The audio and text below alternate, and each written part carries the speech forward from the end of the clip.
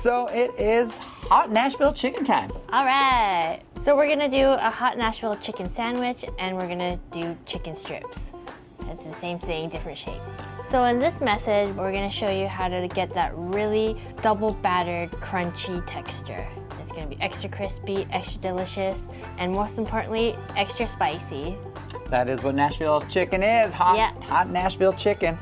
Okay, so for this chicken recipe, we're just using a marinade for the Nashville chickens. We got a liter of milk here. We got half a liter of hot sauce. So with the acidity of the hot sauce, it's gonna act like a buttermilk with the milk because that's what buttermilk is, a very acidic milk.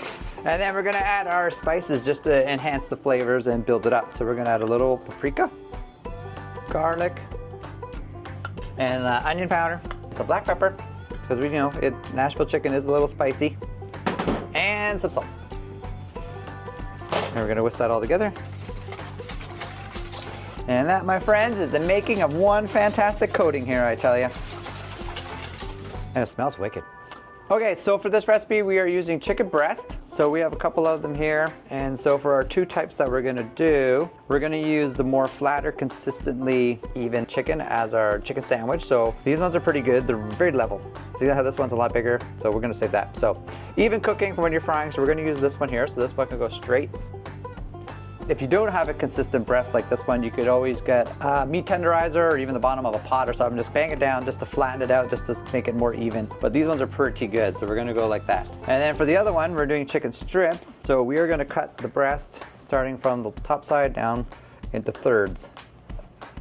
Just, don't have to be crazy symmetrical. Just some cool little cuts like that's fine. And that's gonna go in, and we're gonna do the other one. 1 and 2.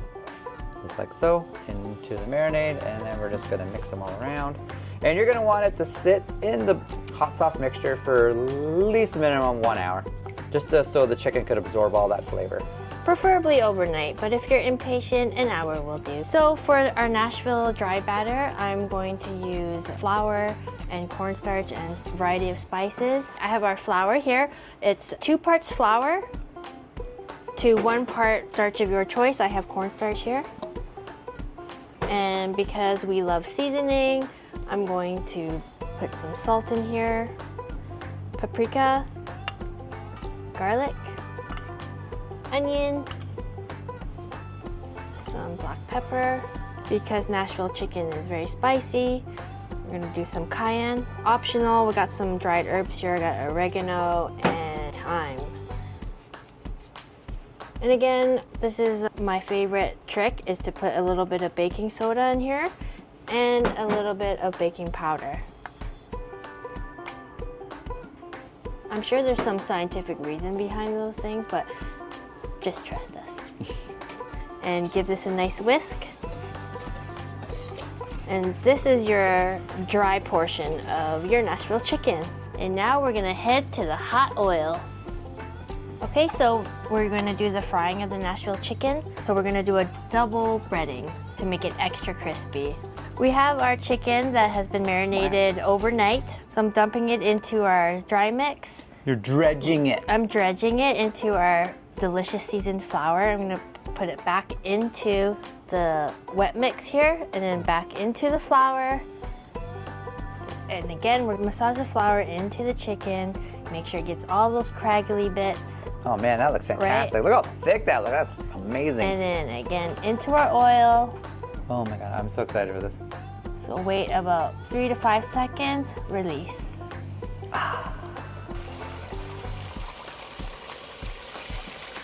So you want 165 degrees Fahrenheit. 165, perfect.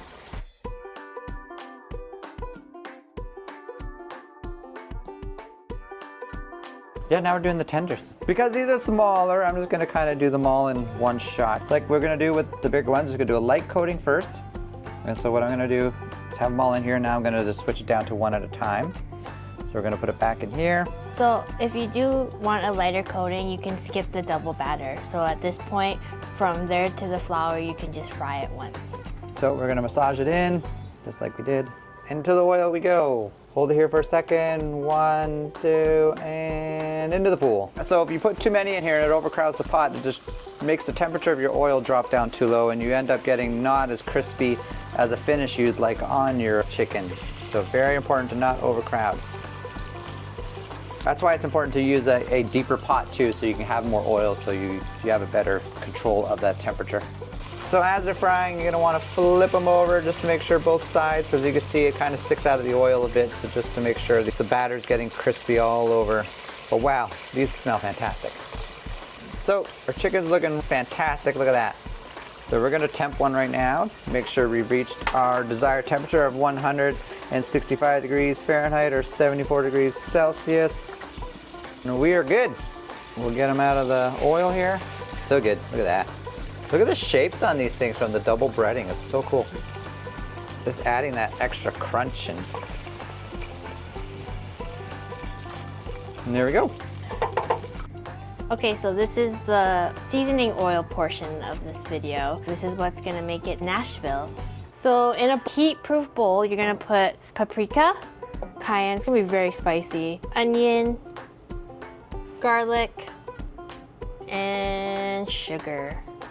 And because you have all this delicious oil that you fried in, I know this may sound weird, but this is the recipe, and you have all the flavor from the chicken here. So you're gonna get this, your hot oil, and you're going to essentially use this to fry your spices. So a nice big ladle here, like that. Give it a good whisk. Then we're gonna coat our chicken in it. Okay, so I got my chicken strip here. Make sure that your chicken's hot, the oil's hot, everything is hot. You're gonna dunk this into our mixture here. See how nice and coated that is? And onto the plate. Delicious. It smells like there's so much flavor going on. It's just fantastic. All right, so I'm gonna do the big breasts. This is gonna be for our chicken sandwich. Side letting. So again, a quick dunk in here. Now we're gonna coat the top, all the spices and oil. And there's our Nashville chicken. And now we're gonna turn this into a sandwich. So we're gonna do the sandwich. So we got a nice sesame brioche bun here. We're gonna hit it with a little bit of mayonnaise. Mayonnaise, both sides. Go right to the edge on both so we get a nice little caramelization of the mayonnaise on the bun. And we're heating up a pan here. And so we're just gonna toast our buns in that pan. Brioche is so soft, but heating them up is gonna make it that much softer and a delicious bun. Mayonnaise works as a fantastic toaster for buns, like for grilled cheese and all that stuff. It just works really well.